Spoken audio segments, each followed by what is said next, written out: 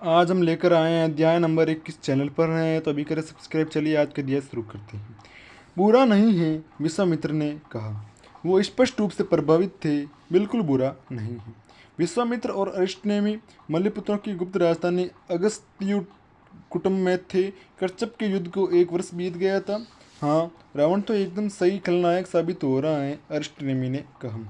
सप्त सिंधु में उससे अधिक घृणा किए जाने वाला कोई व्यक्ति नहीं है। उसने साम्राज्य को केवल इतनी बुरी तरह पराजित ही नहीं किया, बल्कि उन पर इतनी भारी संधि भी थोप दी कि शीघ्र ही उनकी गिनती संसार के समृतम राज्य निर्धनतम राज्यों में होने लगेगी। जब मैंने उसकी लगाई शर्तों को सुना तो मैंने समझा कि रावण इतना अतिशय हिस्सा इसलिए मांग रहा था ताकि अनंत जब वो कम पर तैयार हो जाएं तो उसकी उदारशीलता की प्रशंसा हो। स्पष्ट है कि उसके मन में यह नहीं था। वो वास्तव में इस संधि की शर्तों को उनके कंठ में ठूस रहा है। अयोध्या कभी इतना कमज़ोर नहीं रहा, जिसका अर्थ है कि अनंत उस भीरू नरातम को उसका स्थान दिखा दिया गया है। विश्वामित्र उस नाम को लेने के लिए स्वयं को तैयार नहीं कर पाए जिससे वो सबसे अधिक घृणा करने थे।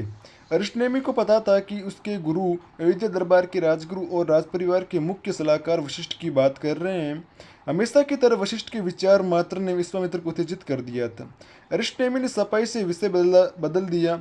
हाँ, अयोध्या इतना कमज़ोर कभी नहीं रहा है इतना कि अब है। और जिस तरह रावण ने कुबेर के हाथ को चलाया था वो अद्भुत था, क्योंकि व्यापारी प्रमुख स्वयं तो इस स्तर की संधि और युद्ध की क्षतिपूर्ति की मांग नहीं कर सकता। वो लालची भले ही हों मगर भीरू भी हैं। और हमें यह भी नहीं भूलना चाहिए कि मेघदूत की हत्या सही समय पर चली दक्ष चाल थी। क्या तुम्हें इसका विश्वास है? विश्वामित्र ने फिलहाल वशिष्ठ को भूलते हुए पूछा। क्योंकि मैंने विपरीत विवरण सुने हैं। ऐसे पर्याप्त लोग हैं जो मानते हैं कि उसकी मृत्यु डूबने से दुर्घटनावश डूबने से हुई थी। मैं आश्वस्त हूँ गुरुजी, वो डूबा नहीं था, उसे डुबोया गया था। मगर इसे बहुत सुंदरता से योजनाबद्ध किया गया था। सब जानते थे कि मेघदूत अपने मनपसंद नाटक जल संदेश में उस अभिशप्त कवि कालिदास की भूमिका का अभ्यास कर रहा था। और हम जानते हैं कि झील का वो मशहूर दृश्य किस तरह खोला जाता है। मगर मैंने तो सुना है कि जिस तरण ताल में वो डूबा था उसके पास मदिरा का चषक और पात्र भी मिले थे। वो भी जाल का हिस्सा थे।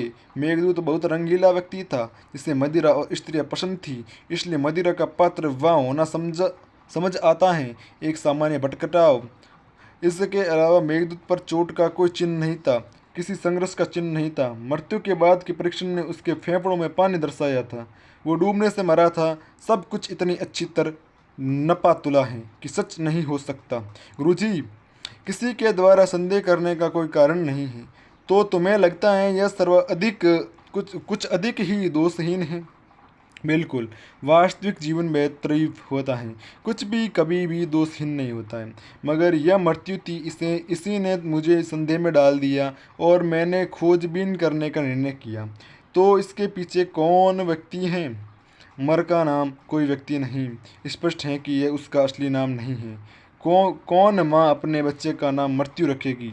अभी मुझे उसकी पृष्ठभूमि के बारे में कुछ नहीं पता, मगर वो कहीं से आया भी हो है माहिर। मुझे संदेह है कि आप युवा हैं और अभी भी अपनी कला को मांझ रहा है। ऐसी कई चीज़ें हैं जिन पर अभी उसे काम करना है। जैसे एक तो वो पर्याप्त गोपनीय है नहीं है। वो बहुत सारे लोगों को अपना चेहरा दिखा चुका है। वो अच्छा है मगर उसे सुधार लाने के लिए अप्रशिक्षित किया जा सकता है। तो क्या तुम यही करना चाहते हो? मुझे विश्वास है कि मर हमारे लिए उपयोगी संसाधन साबित होगा गुरुजी। मैं यह तुम पर छोड़ता हूँ। जो आवश्यक हो सो करोए। मेरी रुचि तो इसमें अधिक है कि हम अब रावण क्या करने वाला है। तुम्हारे विचार से वो कुबेर को कब तक पार कर देगा? मुझे नहीं लगता कि वो करेगा। अभी तो मेघदूत के जाने के साथ ही राजस्व विभाग और सेना सीधे उसके नियंत्रण में आ गए हैं। वो ऐसा करने वाला लंका का पहला मंत्री है। उसने तो वास्तव में कुबेर को सभाओं से बाहर रखना भी शुरू कर दिया है। यह कहकर कि वह व्यापारी प्रमुख का स्वर इतना शुद्ध है कि उसे इन तुच्छ प्रशासनिक सभाओं में नहीं सुना जाना चाहिए। सभी व्यवहारिक उद्देश्यों से वो लंका का राजा बन चुका है। कुबेर को हटाकर संतुलन बिगाड़ने की उसे कोई आवश्यकता नहीं है। हम चतुर चाल हैं। मगर सप्त सिंधु पर इतनी हास्यास्पद शर्तें लागू करने की बुद्धिमत्ता को लेकर मैं कुछ शंकालु हूँ। वो उस सोने की हंसनी को समाप्त कर देगा जो उसका पेट भरती है। क्या यह मायने रखता है गुरुजी? वो एकदम उसी स्थान पर है जहाँ हमें उसकी आवश्यकता है।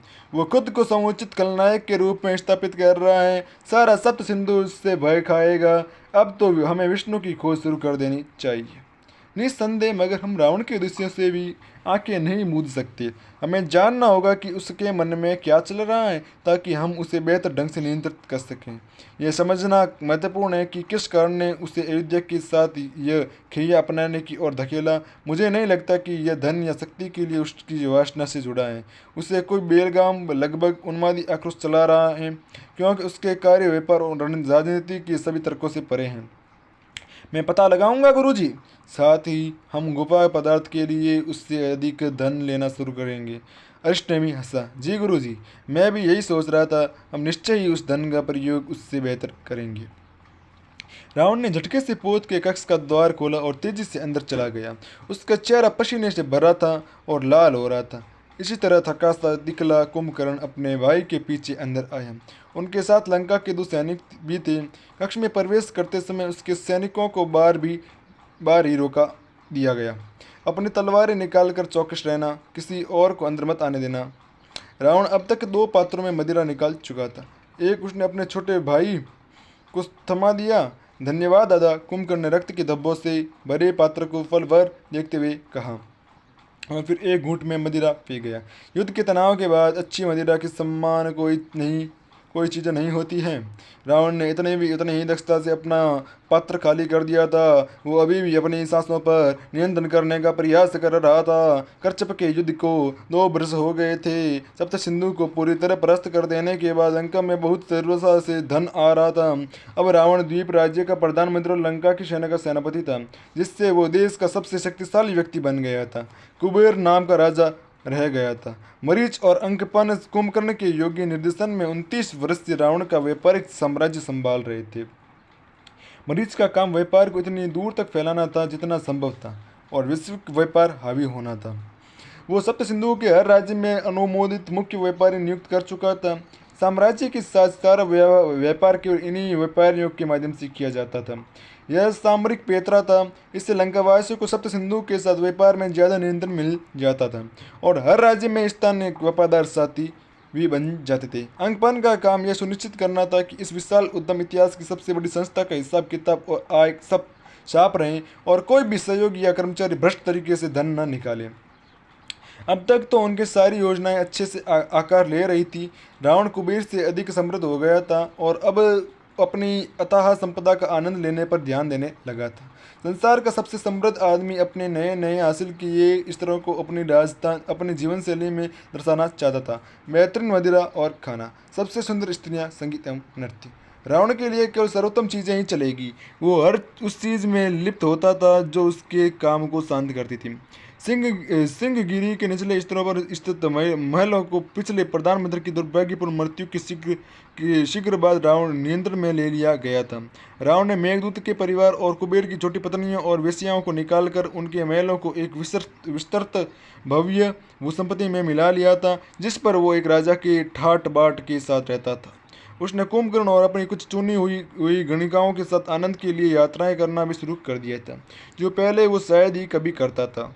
ऐसी एक यात्रा में जब वो शांति समुद्र में शांतिपूर्ण अरब प्रायद्वीप की ओर बढ़ रहे थे, तभी पोत का एक अधिकारी दौड़ता हुआ रावण के कक्ष में यह सूचना देने आया कि एक लुटेरे पोत की तेजी से उनकी ओर बढ़ते हुए देखा गया है। दोनों भाई इसी अवांछित भटकाव से निपटकर अभी अपने केबिन में लौटे थे। मूर्ख, रावण ने कहा, हम पर हमला करेंगे? वो सोच क्या रहे हैं? कुंभकर्ण मदिरा का पात्र लिए अपनी कुर्सी से उठा। रावण से उसका पात्र लिया और मेज की ओर चला गया। उसने उन्हें रखा और एक तौलिया से अपने रक्त में सने हाथों को पोंछा। फिर उसने पात्रों को भी पोंछकर साफ कर दिया। काम होने के बाद उसने थोड़ी मदिरा और निकाली और दोनों पात्रों और एक कपड़ा लेकर अपने भाई की ओर गया। यह ले दादा, इससे अपने हाथ पोंछ ले। इंद्रदेव ही जानते होंगे कि यह किसका रक्त है। रावण ने अपने रक्त रंजित हाथों को देखा। उसके वस्त्र भी लाल हो गए थे, मगर उसके महंगे वस्त्रों या शरीर पर उसके अपने रक्त का कचरा भी नहीं था। उसे खरोच भी नहीं आई थी। उसने अपने हाथ पर लगे रक्त को सूंघा, फिर अपनी जीभ निकालकर उसे चाट लिया। छी! कुंभकर्ण ने मुंह बनाया। रावण ने सोचते हुए कहा, दिलचस्प स्वाद है। कुंभकर्ण का अभी भी घिनाया दिख रहा था। उसने मदिरा का पत्र रावण से दूर कर दिया। आपको पहले अपना मुंह साफ करना होगा। मैं पी कर तो धो लूंगा। रावण ने कुंभकर्ण के हाथ से पत्र को लिया और एक घूंट में मदिरा पी गया। हाथ के पिछले हिस्से से उसने अपना मुंह पोंछा, जिससे उसके चेहरे पर और रक्त लग गया। तो हम बात कर रहे थे, उन जड़बुद्धि लुटेरों के हमला करने से पहले।